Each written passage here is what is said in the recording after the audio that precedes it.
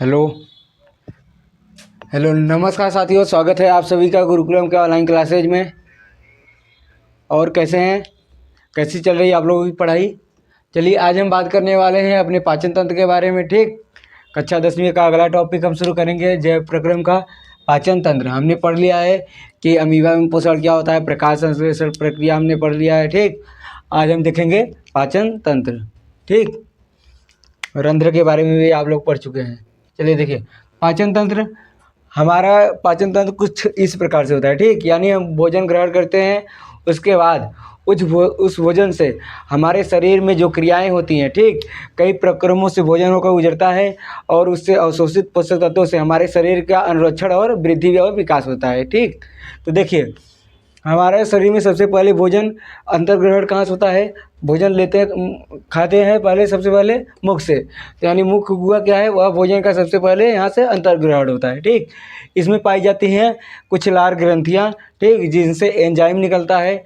लार एमिलेज नामक एंजाइम निकलता है जो क्या करता है, भोजन को छोटे छोटे टुकड़ों में तोड़ता है या फिर उससे गीला कर देता है। ठीक, क्या करता है, भोजन को छोटे छोटे टुकड़ों में तोड़ता है या फिर गीला करता है। कौन, लार ग्रंथियों से निकलने वाला लार एमिलेज नामक एंजाइम, अभी हम लिखवाएंगे। ठीक, उसके बाद जब गीला हो जाता है भोजन, तो वह गीला भोजन इसलिए करते हैं ताकि भोजन जो है आसानी से इस ग्रसनी द्वारा कहाँ तक चला जाए, अमाशय तक। ठीक, तो उसके बाद भोजन कहाँ से गुजरता है, ग्रसनी से होते हुए, जिसे ग्रास नली भी कहते हैं, या अमाशय में पहुँचता है। अमाशय में भोजन आपका 3 से 4 घंटे रहता है। कितने समय तक, 3 से 4 घंटे तक। यहाँ पर आपके जो अमाशय में होता क्या है, अमाशय में भोजन में से प्रोटीन का पाचन होता है और उसके बाद कुछ एक अम्ल होता है जो एसीएल अम्ल होता है। ठीक, कौन सा, हाइड्रोक्लोरिक अम्ल, जो अमाशय से निकलता है। अमाशय से स्रावित एसीएल अम्ल भोजन को अम्लीय बनाता है और उसके बाद यहाँ पर भोजन का पाचन शुरू हो जाता है। यहाँ से पोषक तत्वों का अवशोषण शुरू हो जाता है। अमाशय में उपस्थित आपकी जो पेप्सिन एंजाइम है, वो क्या करती है, प्रोटीन का पाचन करती है। ठीक, और एसीएल अम्ल जो है वो क्या करता है, वह भोजन को अम्लीय बनाता है। और श्लेष्मा नामक एक अन्य एंजाइम निकलता है जो क्या करता है, उस एसीएल अम्ल से इन दीवारों की रक्षा करता है ताकि दीवारें खराब न हो। खराब का मतलब डैमेज ना हो। आप जानते हैं अम्ल अधिक प्रबल होने के कारण वह संक्षारक प्रकृति के होते हैं, तो इससे क्या होता है, अमाशय की दीवारें नुकसान ना हो, उसको बचाने का काम कौन करती है, श्लेष्मा। ठीक, उसके बाद देखिए, भोजन अमाशय के बाद, अमाशय में 3 से 4 घंटे रहेगा, यहाँ पर प्रोटीन का पाचन होगा। फिर उसके बाद भोजन निकलता है, फिर जाता है कहाँ, छोटी आंत में। ठीक, ये छोटी आंत है, पूरा मुड़ी हुई संरचना होती है। छोटी आंत 2 भागों में बांटा जाता है। एक देखिए उसमें होता है तो 3। ठीक, एक अगला हिस्सा होता है, एक मध्य हिस्सा, एक पश्चिम हिस्सा। लेकिन हमें 2 पढ़ना है, हमें पढ़ना है एक अगला हिस्सा। अगला हिस्सा को क्या कहते हैं, क्षुद्रांत्र। ठीक, और पिछले हिस्से को क्या कहते हैं, शेषांत्र। ठीक, तो छोटी आंत के 2 भाग होते हैं, एक क्षुद्रांत्र और एक शेषांत्र। उसको हम देखेंगे अभी। उसके बाद जब भोजन यहाँ पर जब पहुँचता है, तो यहाँ पर भी छोटी आंत में ध्यान रखिएगा, भोजन का मुख्य रूप से जो अवशोषण या फिर पाचन होता है वह यहीं पर होता है। भोजन का मुख्य रूप से पाचन यहीं पर होता है। यहाँ पर वसा जो है,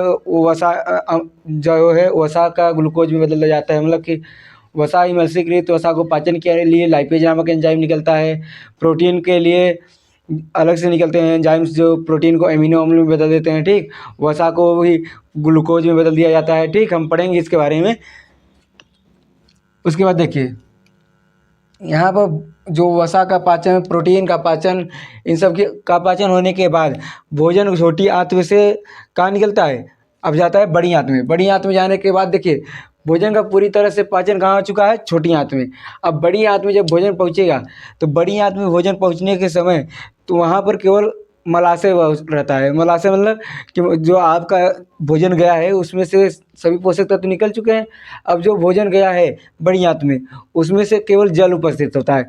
क्या करते हैं, बड़ी आंत केवल जल का अवशोषण करती है और उसके बाद बचता है अपशिष्ट पदार्थ जो आपके मलाशय में आ जाता है और गुदा द्वारा बाहर चला जाता है। लेकिन इन सभी प्रक्रियाओं में हमें 2 नाम और याद रखने हैं। ठीक, इतना समझ आ गया किस प्रकार से भोजन कहाँ से होता हुआ कौन प्रक्रमों को पूरा करता है, हम लिखेंगे अभी।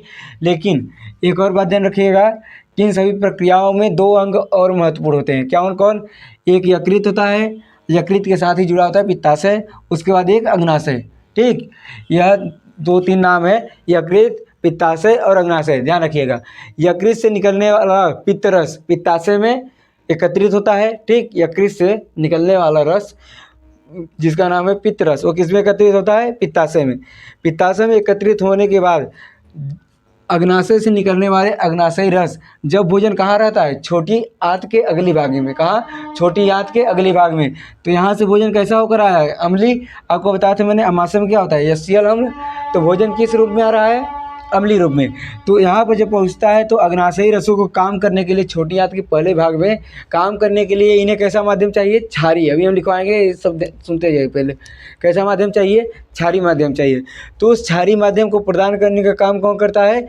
यकृत से बना हुआ पित्तरस जो पित्ताशय में भंडारित होता है वह आता है और इस भोजन को कैसा बना देता है? क्षारीय। जैसे ही क्षारीय बनाता है अग्नाशयी रस अपना कार्य शुरू कर देते हैं, ठीक। इतनी पूरी कहानी समझ आ गई? बहुत अच्छे से।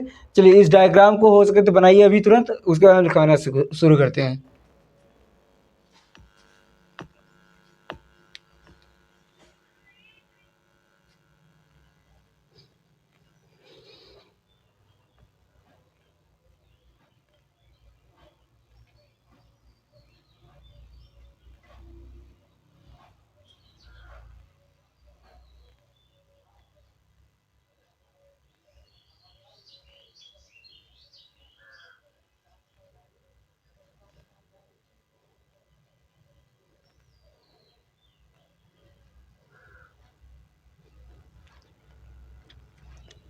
चलिए देखिए, अब हम लिखना शुरू करेंगे। पहले हम लिखेंगे किसके बारे में? मुख के बारे में, मुख गुहा, ठीक। देखिए मुख गुहा, इसके बारे में ध्यान दीजिएगा। पहला हमारा पाचन तंत्र का यह टॉप हेडिंग रहेगा, लेकिन इसके पहले एक चीज़ आप लोग लिख लीजिएगा। पाचन तंत्र के बाद एक लाइन लिख लीजिएगा, 2 लाइन, उसके बाद फिर हम इसमें से आएंगे, ठीक। लिखिएगा कि मनुष्य में पाचन कई प्रक्रमों से या फिर कई तंत्रों से होकर गुजरता है। ऐसा बोल सकते हैं, कई अंगों से होकर गुजरता है। मनुष्य में पाचन कई अंगों से होकर गुजरता है और पाचन संबंधित क्रियाएं जिन अंगों के माध्यम से मिलकर होता है और पाचन संबंधी क्रियाएं जिन अंगों के माध्यम से मिलकर होता है उसे उन अंगों को सम्मिलित रूप से पाचन तंत्र कहते हैं, ठीक। या इसे मनुष्यों में पोषण भी कहते हैं, ठीक है। पाचन तंत्र या मनुष्यों में पोषण लिख चुके हैं। अब देखिएगा, उसमें लिखिएगा पहला, ठीक। पहला क्या है? मुख गुहा। ध्यान रखिएगा, मुख गुहा हमारे भोजन का या फिर हमारे पाचन तंत्र का सबसे पहला भाग होता है। यहाँ से क्या होता है?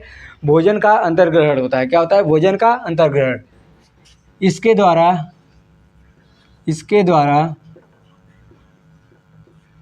भोजन का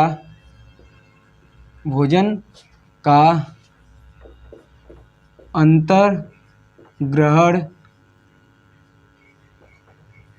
किया जाता है, ठीक। उसके बाद देखिएगा, इसके द्वारा भोजन का अंतर्ग्रहण किया जाता है। इसमें उपस्थित लार ग्रंथियाँ, ठीक।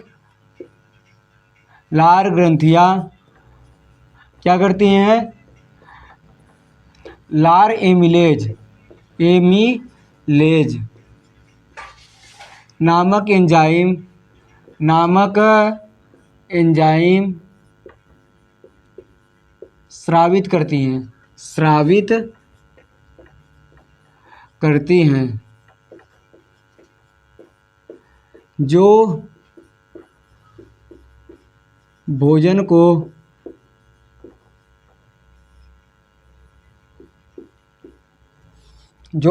को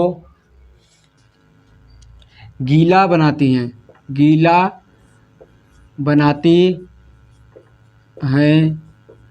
जिससे भोजन ग्रसनी द्वारा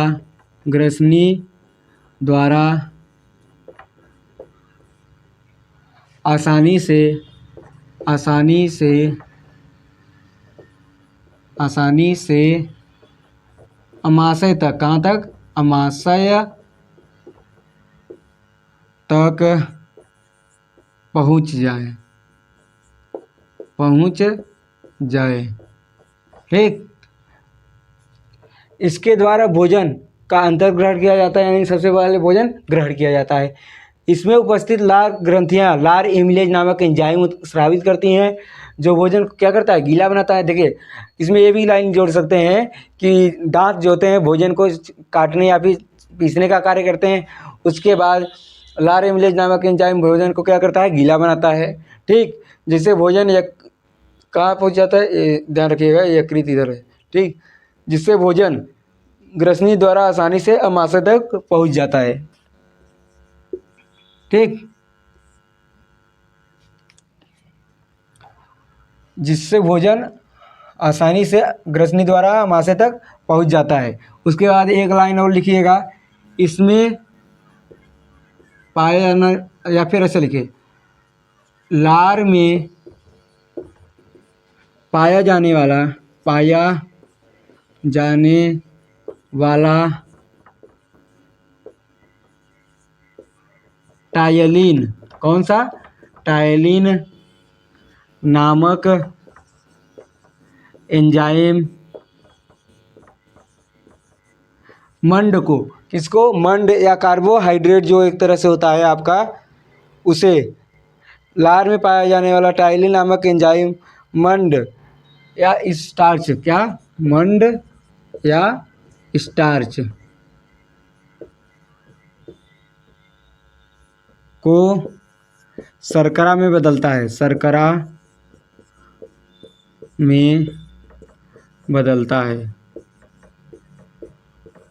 ठीक, यह आपका एक प्रकार का पोषक तत्व होता है जो किसके द्वारा, टायलिन नामक एंजाइम द्वारा शर्करा में बदल दिया जाता है। ठीक, जिससे भोजन क्या होता है, मीठा होने लगता है। ज़्यादा समय तक भोजन चबाइए, देखिए मीठा होने लगता है। ठीक, अब देखिएगा, मुख्य गुहा, इसके द्वारा भोजन का अंतर्ग्रहण किया जाता है। इसमें उपस्थित लार ग्रंथियां लार एमिलेज नामक एंजाइम स्रावित करती है, जो भोजन को गीला बनाते हैं, जिससे भोजन ग्रसनी द्वारा आसानी से अमाशय तक पहुंच जाए। लार में पाए जाने वाला टायलिन नामक एंजाइम मंड या स्टार्च को शर्करा में बदल देता है। ठीक, और उसके बाद ये सब आपको समझ आ गया। मुख्य गुहा द्वारा अंतर्ग्रहण होता है, लार ग्रंथियाँ होती हैं जो रक्त स्रावित करती हैं। ठीक, एंजाइम स्रावित करती हैं। उसके बाद ग्रसनी द्वारा भोजन जाता है अमाशय में अम्लीकृत बनता है। उसके बाद फिर यहाँ से अग्नाशयी रस आते हैं, जो छोटी आंत में भोजन जब पहुँचता है तो अग्नाशयी रस जो होते हैं वो क्षारीय माध्यम में कार्य करते हैं। तो क्षारीय माध्यम कौन प्रदान करता है, यकृत से आने वाला, यकृत द्वारा बनाया गया पित्त रस, जो कहाँ भंडारित होता है, पित्ताशय में। ठीक, वो आकर क्षारीय माध्यम बनाता है। फिर उसके बाद छोटी आंत के पहले भाग में यहाँ अग्नाशयी रस आकर क्या करते हैं, अपना कार्य करते हैं।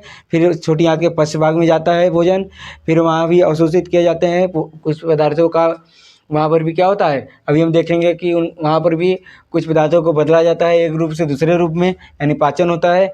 फिर उसके बाद बचा हुआ भोजन इसमें चला जाता है। बड़ी आंत में केवल जल का अवशोषण होता है, किसका, यहाँ पर कोई पाचन क्रिया नहीं होती है, यहाँ केवल जल का अवशोषण होता है भोजन में से।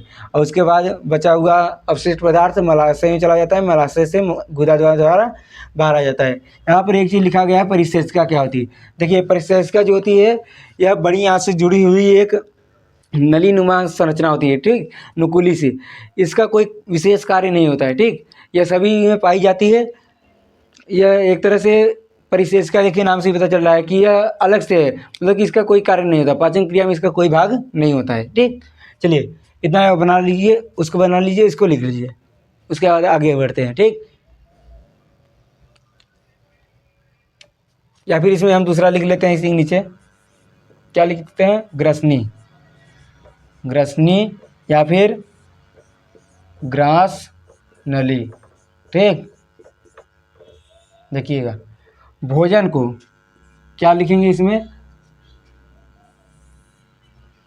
भोजन को मुख से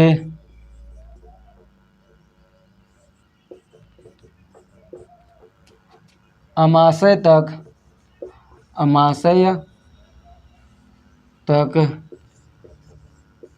पहुँचाने का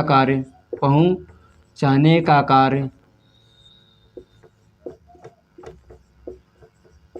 ग्रसनी करती है।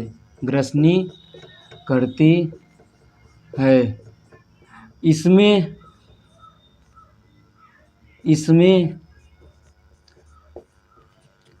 किसी भी प्रकार का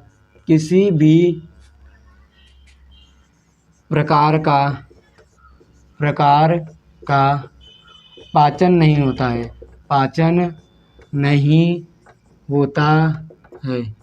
ठीक, ध्यान दीजिएगा।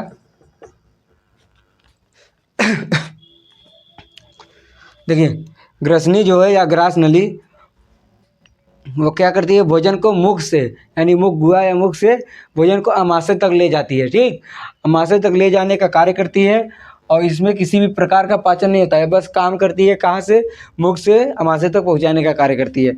इसमें किसी भी प्रकार का पाचन नहीं होता है। चलिए, इतना लिखिए। ठीक है,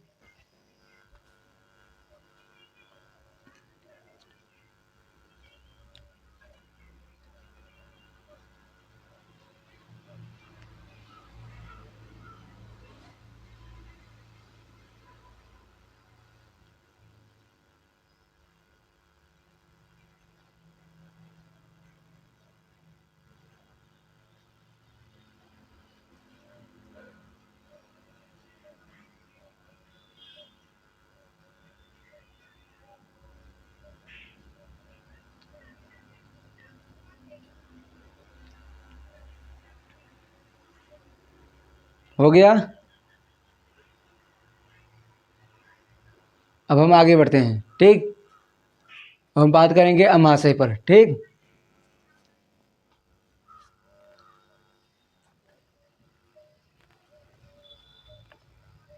देखिए, इसको हटाते हैं हम।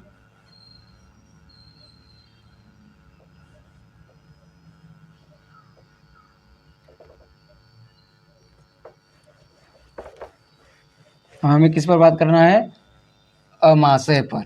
ठीक,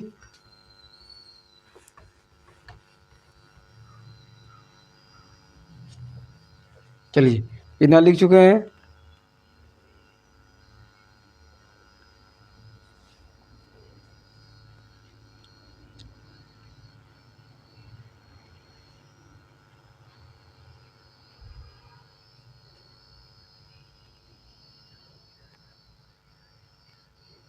चलिए देखिए, अमाशय। ठीक, देखिएगा, ग्रसनी द्वारा भोजन कहाँ पहुँचाया गया, अमाशय में। अब अमाशय में जब भोजन पहुँचता है, ठीक, तो अमाशय में भोजन पहुँचने के बाद यहाँ पर 3 प्रकार के मुख्य एंजाइम निकलते हैं। कौन कौन से, एक होता है आपका जो यसीएल अम्ल होता है। ठीक, दूसरा होती है पेप्सिन नामक एंजाइम, तीसरा होती है श्लेष्मा। ठीक, तो देखिए, तीनों का कार्य क्या होता है, अभी हम देखते हैं। तो अमाशय में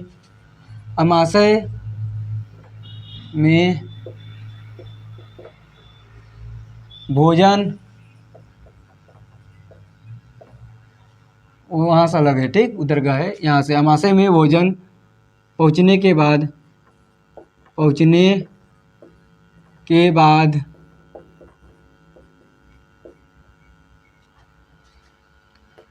यहाँ पर पाचन क्रिया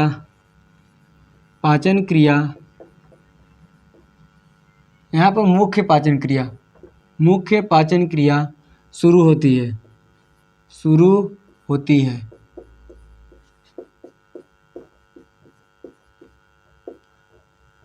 अमाशय में उपस्थित, ठीक, अमाशय में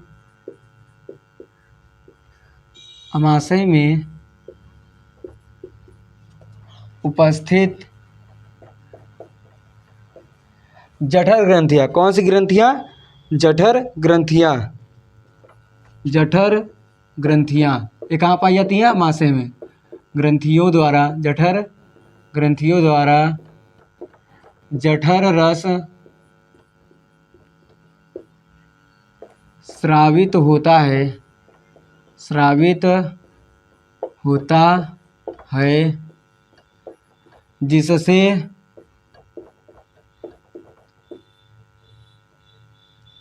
या फिर ऐसे लिखिए, जठर रस स्रावित होता है जो, या फिर जिनमें, जिनमें लिखिए, जठर रस स्रावित होता है जिनमें यशीयल अम्ल भोजन को अम्लीय, भोजन को अम्लीय comma pepsin, pepsin enzyme, enzyme protein का पाचन, किसका पाचन, प्रोटीन का पाचन, तथा श्लेष्मा यशीयल अम्ल से, श्लेष्मा यशीयल अम्ल से अमाशय के, अमाशय के दीवारों की, दीवारों की रक्षा करती है। ठीक, ध्यान रखिएगा। अमाशय में भोजन पहुंचने के बाद यहाँ मुख्य पाचन क्रिया शुरू होती है। अमाशय में उपस्थित जठर ग्रंथियाँ द्वारा जठर रस स्रावित होता है, जिनमें यशीयल अम्ल जो क्या करता है, भोजन को अम्लीय माध्यम प्रदान करता है, पेप्सिन एंजाइम जो प्रोटीन का पाचन करती है, तथा श्लेष्मा जो होती है वह यशीयल अम्ल से किसकी रक्षा करती है, अमाशय के दीवारों की, ठीक, रक्षा करती है। इसके बाद या फिर ऐसा लिख सकते हो, अमाशय में, अमाशय में भोजन 3 से 4 घंटे तक रुकता है, अमाशय में भोजन 3 से 4 घंटे तक रुकता है, और फिर छोटी आंत, छोटी आंत के अग्रभाग, के अग्रभाग, अग्रभाग, छोटी आंत का अग्रभाग क्या कहलाता है, क्षुद्रांत्र, क्या कहलाता है, क्षुद्रांत्र, ठीक, क्षुद्रांत्र में भेज दिया जाता है, और फिर अमाशय के छोटी आंत के अग्रभाग किसमें, क्षुद्रांत में भेज दिया जाता है। अमाशय में भोजन कितना समय रहता है, 3 से 4 घंटे। समझ में आ गया पूरा अमाशय के बारे में। अमाशय में 3 एंजाइम पाए जाते हैं, इसको याद रखिएगा। पहला होता है यशीयल अम्ल जो भोजन को अम्लीय बनाता है, पेप्सिन होता है जो प्रोटीन का पाचन करता है, तीसरा होती है श्लेष्मा जो यशीयल अम्ल से किसकी रक्षा करती है, अमाशय की दीवारों की, ठीक। चलिए इतना लिख लीजिए।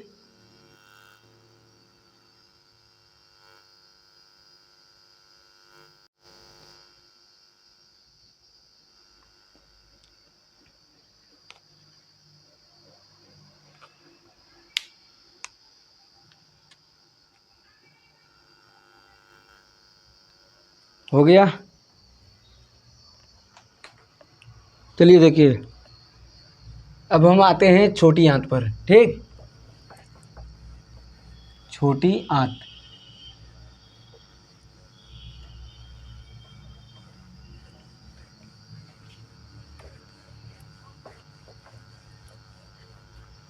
हमें पढ़ना है अब छोटी आंत के बारे में।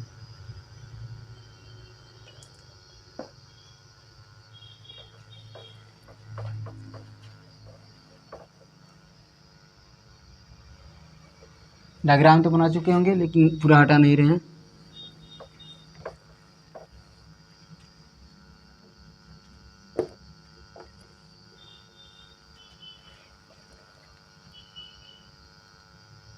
चलिए देखिए,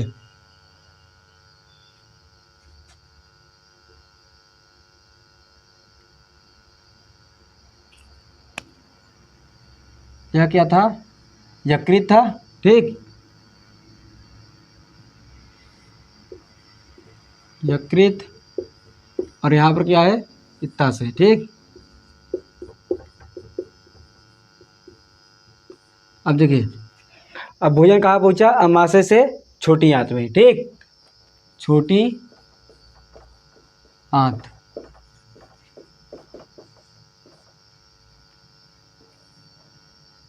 पहला आपका मुख गुहा था, दूसरा ग्रसनी। ठीक, तीसरा अमाशय, अमाशय के आगे तीसरा डाल दीजिएगा, ये चौथा है। ठीक, छोटी आंत। अब देखिए, छोटी आंत से क्या होता है, छोटी आंत में भोजन का पाचन होता है। ठीक, यहाँ पर भोजन का पाचन होने के लिए इसके दो भाग होते हैं, ध्यान दीजिएगा। छोटी आंत दो भागों में विभाजित होती है, एक क्षुद्रांत और एक शेषांत्र। कौन कौन सी, एक क्षुद्रांत्र और एक होती है शेषांत्र। शेषांत्र, देखिएगा, जो क्षुद्रांत है या छोटी आंत का अगला हिस्सा होता है, यानी अगला अग्र हिस्सा, और यह पश्च हिस्सा होता है। यह अग्र होता है और यह पश्च। ठीक, अब देखिए, जब भोजन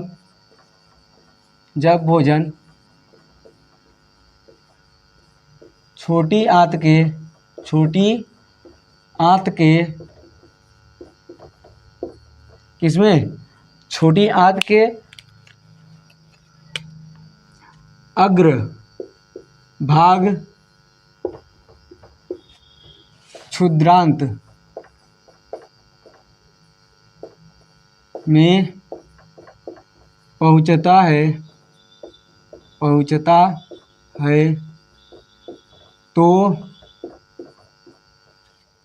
तो फिर क्या होता है, वहाँ पर कौन, अग्नाशयी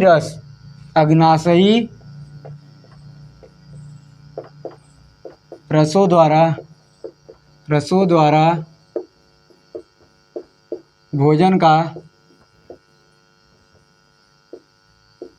पाचन होता है। ठीक, परंतु अग्नाशयी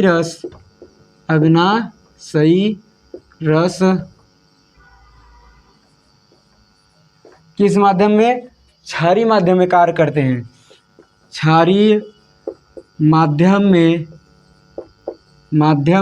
में कार्य करते हैं। तब क्या होता है, तब यकृत से बना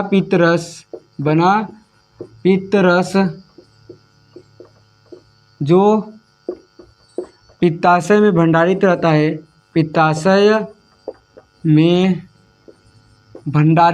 क्या रहता है, भंडारित मतलब इकट्ठा रहता है, भंडारित रहता है, भंडारित रहता है, जो पित्ताशय में भंडारित रहता है, वह भोजन को या फिर ऐसे लिखिए, अम्लीय भोजन को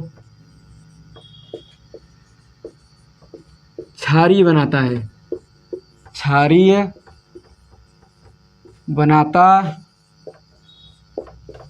है, जिससे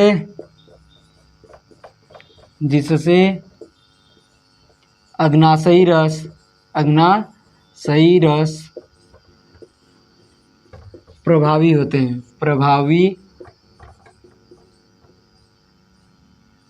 या फिर अग्नाशयी रस कार्य करते हैं, ऐसा लिखिए, कार्य करते हैं। ठीक, यानी जो भोजन है, जब भोजन किस में आएगा, छोटी आंत के अगले भाग में, मतलब कि क्षुद्रांत में। तो वहाँ पर अग्नाशय से रस आएंगे, ठीक। उन्हें कैसा माध्यम चाहिए, उन्हें चाहिए क्षारीय माध्यम। लेकिन अमाशय से भोजन कैसा आ रहा है, अम्लीय, क्योंकि HCl जो अम्ल था वो कैसा बना दिया था, अम्लीय। तो इन्हें तो चाहिए कैसा, क्षारीय माध्यम। तो क्षारीय माध्यम कौन प्रदान करेगा, यकृत से बना हुआ पित्त रस, ठीक। पित्त रस आएगा और इसमें आकर क्या करेगा, उस भोजन को कैसा बना देगा, क्षारीय बना देगा, जिससे ये अग्नाशयी रस क्या करेंगे, अपना कार्य कर सकेंगे, ठीक। चलिए इतना लिखिए, समझ में आ गया।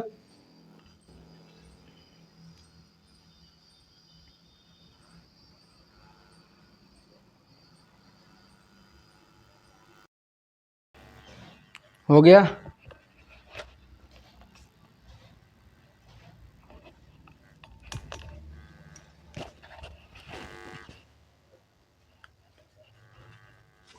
चलिए इसको हटाते हैं, इसके आगे का अभी बाकी है, ठीक है, इसको लिखना बाकी है। मतलब कि जब भोजन छोटी आंत में जाता है तो अग्रभाग में पहुंचता है, क्षुद्रांत में पहुंचता है, तो वहाँ अग्नाशयी रसों द्वारा भोजन का पाचन होता है। परंतु अग्नाशयी रस क्षारीय माध्यम में कार्य करते हैं, तब यह यकृत से पित्त रस आता है, ठीक, जो पित्ताशय में भंडारित रहता है, ठीक। वह भोजन को कैसा बनाता है, अम्लीय भोजन को क्षारीय बनाता है, जिससे अग्नाशयी रस कार्य करते हैं। अब हमें देखना है कि अग्नाशय से कौन से रस निकलते हैं और क्या कार्य करते हैं, ठीक। इसी में है, ठीक, छोटी आंत का अग्रभाग ही है।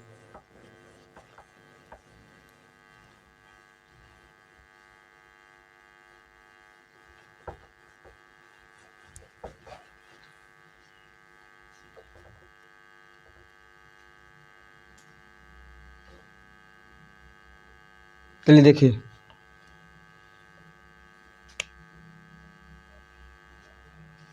इसी में आगे लिखिएगा, छोटी आंत में ही अग्नाशय से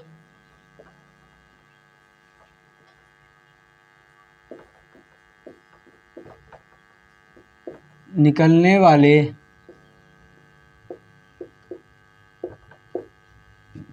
अग्नाशयी रसों में, अग्नाशयी रसों में,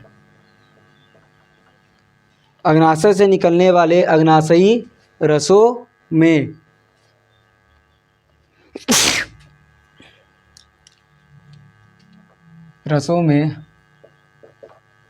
सॉरी, देखिए, अग्नाशय से निकलने वाले अग्नाशयी रसों में ट्रिप्सिन, जो क्या करता है, ट्रिप्सिन प्रोटीन के पाचन के लिए, प्रोटीन के पाचन के लिए, पाचन के लिए इमल्सीकृत, इमल्सी मतलब जो एक तरह से इमल्सीकृत का मतलब होता है कि गीला हो जाता है, एक तरह से बोलते हैं, ठीक। इमल्सीकृत, इमल्स मतलब कि गीला क्या बोल सकते हैं, जैसे आप लोग पढ़ाएंगे, अभी आप लोग का कार्बन वाला चैप्टर नहीं चढ़ा है, ठीक। कार्बन वाले चैप्टर में आप लोग पढ़ेंगे जब कि साबुन जो होता है वह इमल्स बनाता है, ठीक। उसी में पढ़ाया जाएगा, तो वो इमल्सीकृत वैसा ही होता है, ठीक।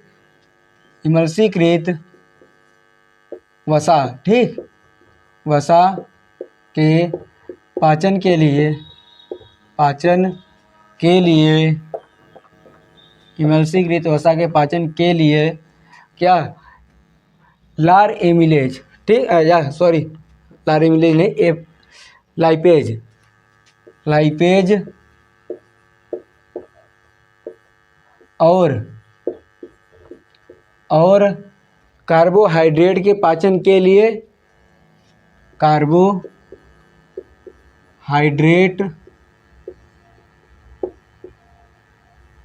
के पाचन के लिए,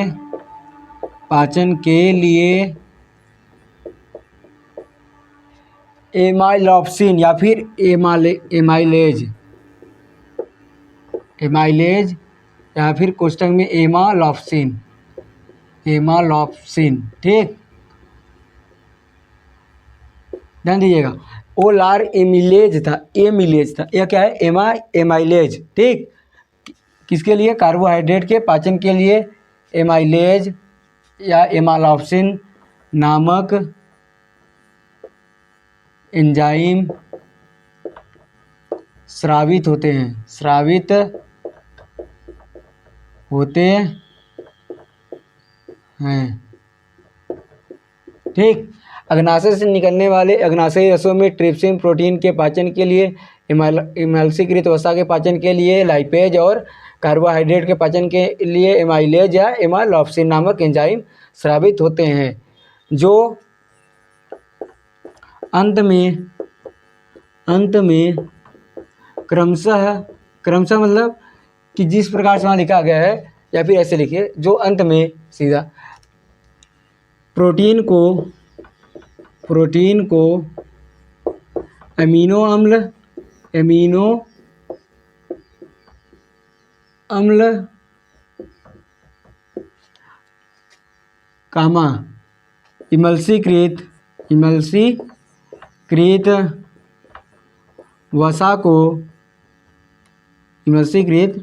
वसा को वसा अम्ल, किसमें वसा अम्ल या ग्लिसरॉल, किसमें ग्लिसरॉल, और इमल्सीकृत वसा को वसा अम्ल या ग्लिसरॉल और कार्बोहाइड्रेट, किसको कार्बोहाइड्रेट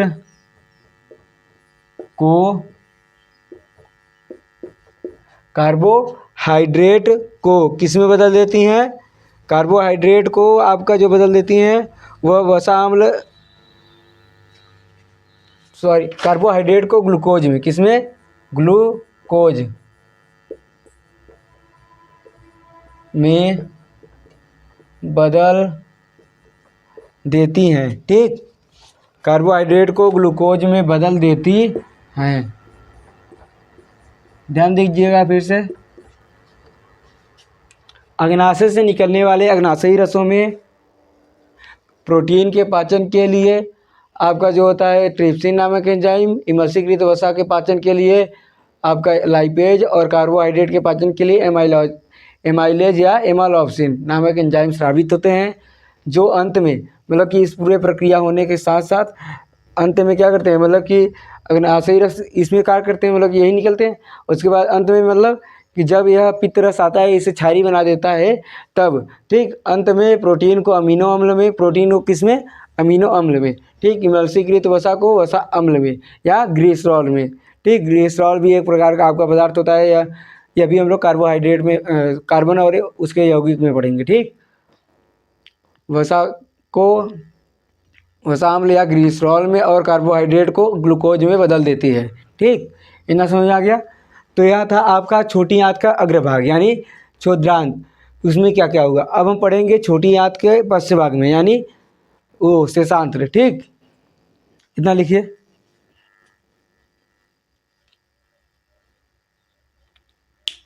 फिर हम देखते हैं छोटी आंत के पश्च भाग में क्या होता है।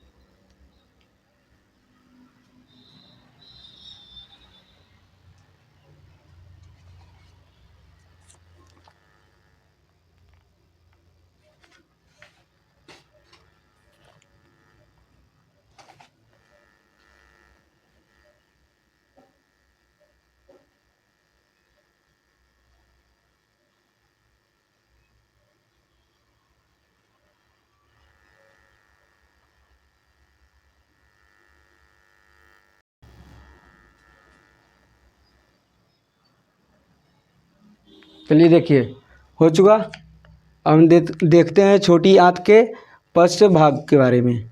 ठीक,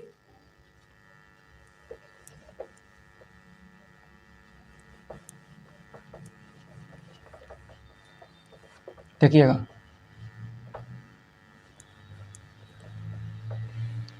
शेषांत्र। ठीक, अब भोजन लिखेंगे आगे से। ठीक, अब भोजन या हेडिंग डाल देंगे शेषांत्र अगर आपका मन हो। ठीक, छोटी आंत के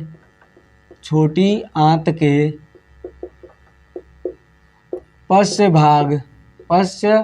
भाग शेषांत्र में पहुंचता है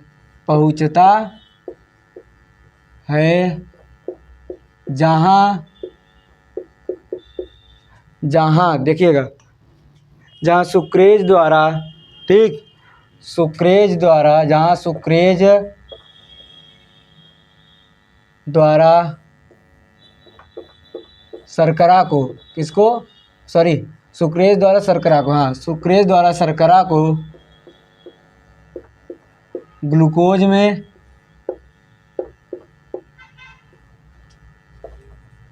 और, या फिर ऐसे काम में देख लिखिए, माल्टेज द्वारा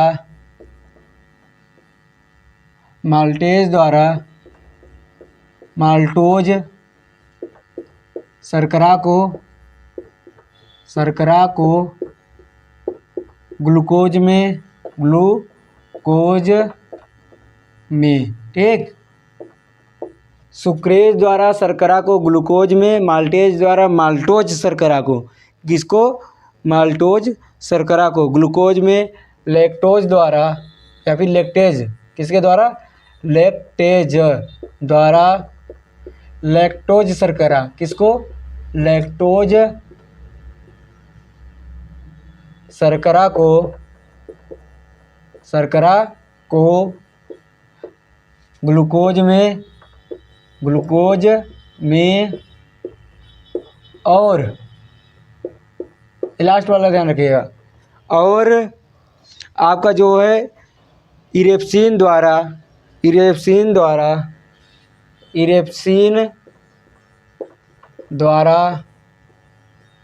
प्रोटीन को, किसको, प्रोटीन को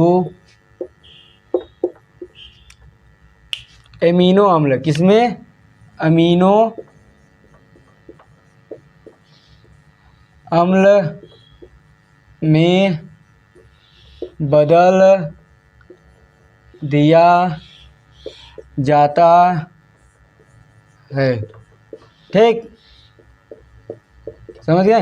अब देखिए फिर से, जब भोजन छोटी आंत के पश्च भाग में पहुंचता है, जिसे क्या कहते हैं, शेषांत्र, इसमें पहुंचता है, तो यहाँ पर क्या उपस्थित होते हैं, सुक्रेज शर्करा, सुक्रेज नामक एंजाइम क्या करता है, सुक्रेज शर्करा को, यहाँ पर आगे सुक्रेज लगा सकते हैं, ठीक, सुक्रेज शर्करा को या शर्करा को किस में बदल देता है, ग्लूकोज में, ठीक। उसके बाद माल्टेज द्वारा माल्टोज शर्करा को सुक्रोज शर्करा, यहाँ पर देखिए फिर समझिएगा, जो सुक्रेज है, सुक्रेज एंजाइम, ठीक, सुक्रेज एंजाइम, सुक्रेज द्वारा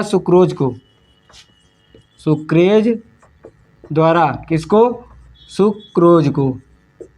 सुक्रोज शर्करा को, ठीक, किस में बदला जाता है, आपका ग्लूकोज में, ठीक, ग्लूकोज। उसके बाद आपका जो माल्टेज है, माल्टेज एंजाइम है, ठीक, इसके द्वारा माल्टोज शर्करा, कौन सी शर्करा, माल्टोज शर्करा को किस में बदला जाता है, ग्लूकोज में, ठीक। उसके बाद आपका आता है लैक्टेज, ठीक, लैक्टेज द्वारा किसको बदला जाता है, लैक्टोज शर्करा को, किसको, लैक्टोज, ठीक, लैक्टोज शर्करा को किस में बदला जाता है, ग्लूकोज में, ठीक। उसके बाद आपका आता है क्या, इरेप्सिन क्या करता है, प्रोटीन को एमिनो अम्ल, किसको, प्रोटीन को एमिनो अम्ल, इस बात को ध्यान रखिएगा, ये पूरी तरह से याद रहना चाहिए आप लोगों को। और सिंपल है, देखिए सुक्रेज एज लगा है तो एंजाइम ओज लग गया, तो वो क्या हो गया आपका, मतलब कि जिसको बदला जा रहा है, ठीक, जो आपके शर्करा है वो है, ठीक, सुक्रेज है तो एंजाइम है, और जो सुक्रोज है वो क्या है, एक प्रकार का शर्करा है। तो सुक्रेज द्वारा सुक्रोज शर्करा को ग्लूकोज में, माल्टेज द्वारा माल्टोज शर्करा को ग्लूकोज में, लैक्टेज द्वारा लैक्टोज शर्करा को ग्लूकोज में, इरेप्सिन द्वारा प्रोटीन को अमीनो अम्ल, ये वाला थोड़ा सा अलग है बस, नीचे वाला इरेप्सिन वाला, ठीक। तो इतना याद रहेगा, सुक्रेज द्वारा सुक्रोज शर्करा को ग्लूकोज, माल्टेज द्वारा माल्टोज शर्करा को किसमें, ग्लूकोज में, लैक्टेज द्वारा लैक्टोज शर्करा को ग्लूकोज में, इरेप्सिन द्वारा प्रोटीन को एमिनो अम्ल में, ठीक। इसको नोट करिए, इतना बस, इतना छोटी आंत में यही होता है। अब उसके बाद बड़ी आंत में भोजन पहुंचता है तो क्या होता है, इसको नीचे उतार लीजिएगा, ये जरूरी है आप लोगों के लिए, या फिर बगल में बॉक्स में लिख लीजिएगा, ठीक।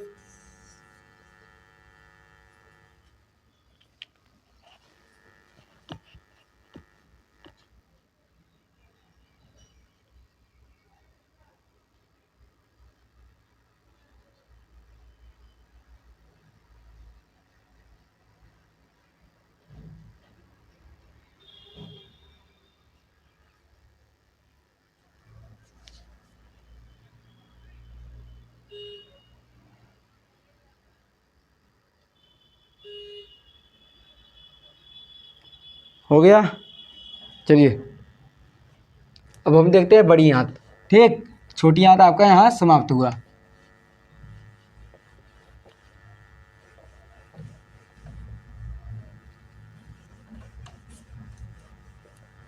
अब हम किस पर आएंगे? बड़ी आंत। ठीक, बड़ी आंत। ठीक, अब ध्यान दीजिए, छोटी आंत में तो पाचन हुआ, लेकिन बड़ी आंत में, छोटी आंत में पूरी तरह से पाचन प्रक्रिया समाप्त हो गई। ठीक, अब उसके बाद बड़ी आंत में क्या होगा? बड़ी आंत में आपका जो था भोजन था, या फिर भोजन नहीं बोल सकते हैं क्योंकि अब था भोजन में से सारे पोषक तत्व तो निकल चुके हैं। ठीक, अब उसके बाद आपका जो बचा हुआ पदार्थ है, या फिर भोजन में से पोषक तत्व निकलने के बाद जो भी पदार्थ बचा है उसमें से क्या होगा?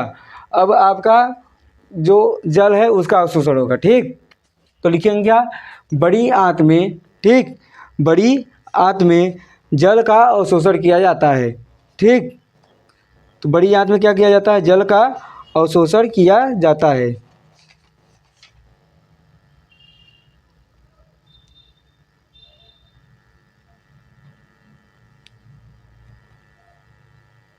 चलिए देखिए, बड़ी आंत में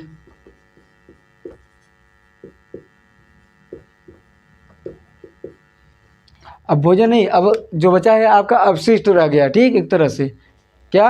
अवशिष्ट। ठीक, बचा हुआ बड़ी आंत में अपच, अपच मतलब जो पचा न हो, या फिर अपशिष्ट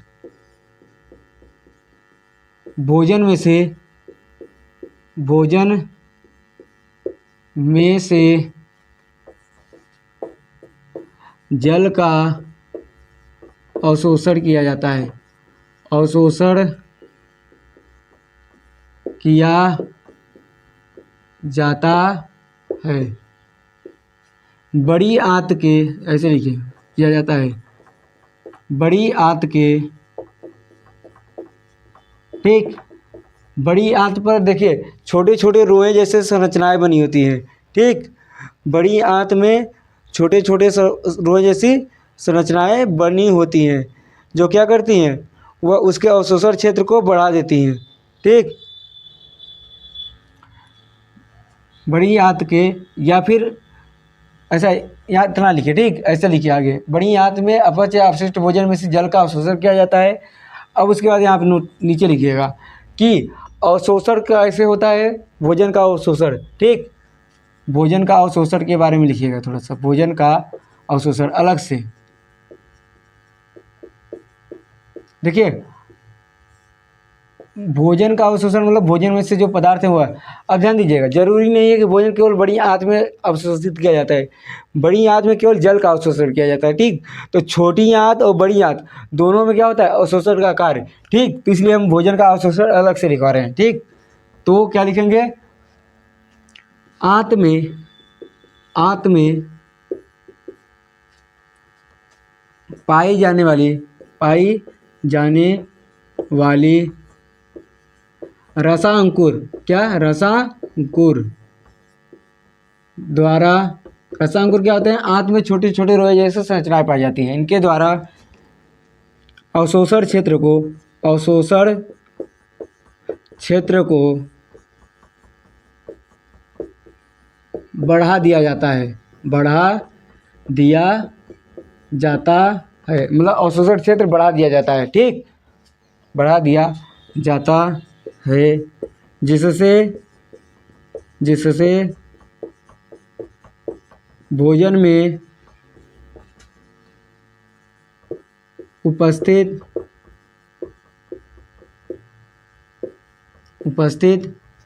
सभी पोषक तत्वों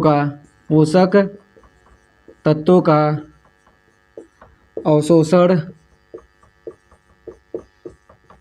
कर लिया जाता है, कर लिया जाता है। ठीक, और उसके बाद जो जल रहता है वो तो बड़ी आंत द्वारा अवशोषित ही किया जाता है। ठीक, इतना समझ आ गया। अब अगला क्या आएगा आपका? बड़ी आंत के बाद पहला था मुख गुहा, दूसरा था ग्रसनी या ग्रास नली, तीसरा था अमाशय, फिर उसके बाद आपका आया छोटी आंत। ठीक,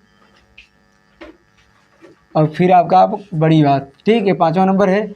उसके बाद 6वां नंबर क्या आएगा? मलाशय, ठीक। अपशिष्ट पदार्थ, अपशिष्ट पदार्थ मलाशय में एकत्रित होता है, एकत्रित होता है, ठीक। अपशिष्ट पदार्थ जो है कहाँ एकत्रित होता है? मलाशय में। उसके बाद ध्यान दीजिए 7वां नंबर, गुदा द्वार। क्या? गुदा द्वार।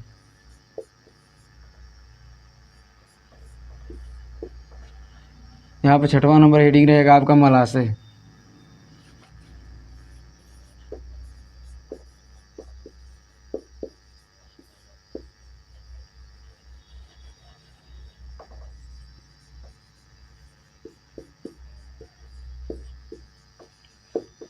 अपशिष्ट पदार्थ मलाशय में एकत्रित होता है, ठीक।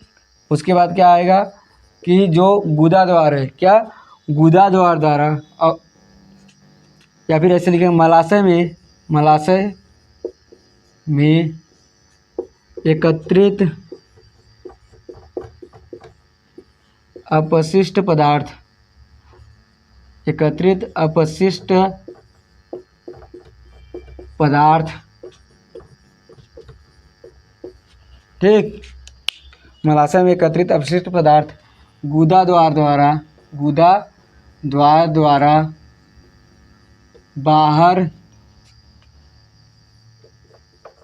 उत्सर्जित कर दिया जाता है, उत्सर्जित कर दिया जाता है, उत्सर्जित, या फिर ऐसे लिखिए निकाल दिया जाता है, बाहर निकाल दिया जाता है।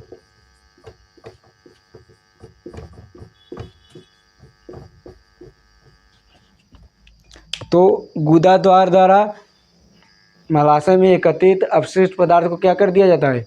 बाहर निकाल दिया जाता है, ठीक। समझ में आ गया?